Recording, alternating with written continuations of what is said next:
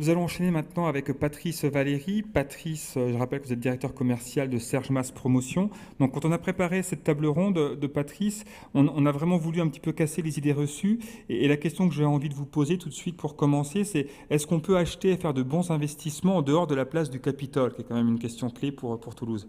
Oui, ça c'est l'anecdote de beaucoup d'investisseurs locaux qui pensent qu'il n'y a que l'hypercentre-ville. Et c'est, je pense, à nous, professionnels de l'immobilier, qu'on soit promoteur, CGP, agent immobilier, à éduquer un petit peu nos clients, à leur expliquer que Toulouse n'est plus le vieux village gaulois d'il y a 70 ans. C'est une ville qui grandit et il n'y a pas que, effectivement, la place du Capitole. Merci pour cette précision. Je pense que tout le monde va pouvoir éduquer petit à petit le marché. Est-ce que vous pouvez nous dire un petit peu l'évolution de la ville de Toulouse dans sa démographie et sa géographie?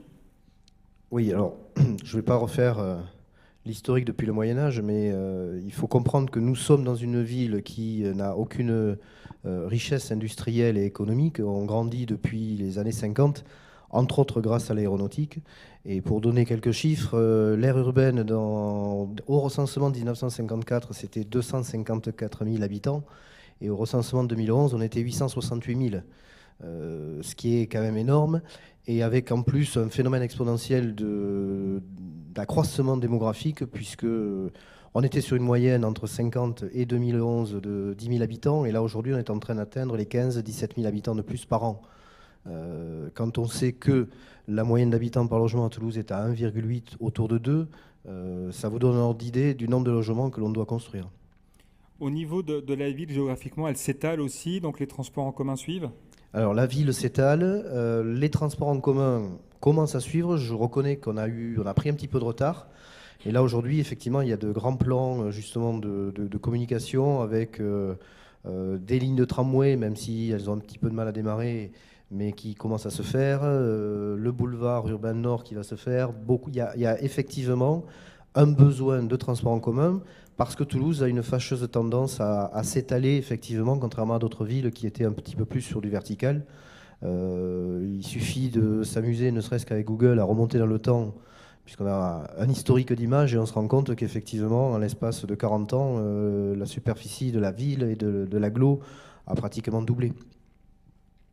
Alors ça, c'est pour la situation sur le passé. Pour le futur, est-ce que vous avez des éléments à nous donner sur ce qui va se passer dans les prochaines années? Bah, des éléments, oui, il y a des statistiques qui existent. C'est pas moi qui les ai inventées, hein, c'est l'INSEE. Je vous parlais qu'aujourd'hui, on est à peu près 870 000 sur l'aire urbaine. La projection d'ici 2020 nous donnerait 1,2 million d'habitants, à tel point que d'ici 6-7 ans, nous ne serions plus la troisième ville de France, mais la quatrième. Nous ne sommes plus la quatrième, mais la troisième. On va dépasser Lyon. Donc la projection, effectivement, et en nombre de logements, elle est importante parce qu'on continue effectivement à grossir. Expansion démographique due à l'économie, effectivement, aéronautique, à la qualité de vie que nous avons, qui fait qu'on est une espèce d'aimant qui attirons un flux migratoire très positif. Voilà. Merci beaucoup, Patrice Valéry, pour ces informations très intéressantes puis très motivantes.